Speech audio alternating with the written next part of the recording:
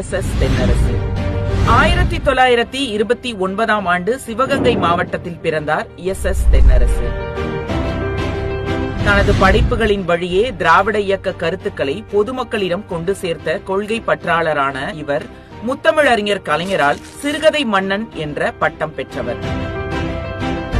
சேதுநாட்டு செல்லக்கிளி, துங்கபத்திரை உள்ளிட்ட படைப்புகளை தமிழ் சமூகத்திற்கு ஈந்தளித்துள்ளார்.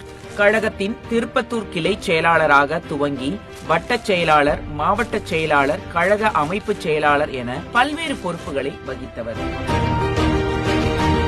மிசாவில் கைது, இந்தி எதிர்ப்பு போராட்டம் என கழகம் முன்னெடுத்த பல்வேறு போராட்டங்களில் பங்கெடுத்து எண்ணற்ற முறை சிறை சென்றவர்.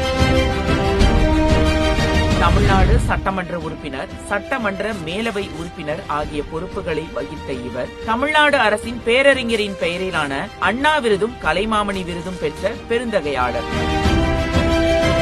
பல்வேறு துறைகளில் பணியாற்றி தமிழ் மக்களுக்காக உழைத்த எஸ் தென்னரசு அவர்கள் 1991ஆம் ஆண்டு காலமானார். திமுக தகவல் தொழில்நுட்ப அணி கொண்டாடும் திராவிட மாதம்.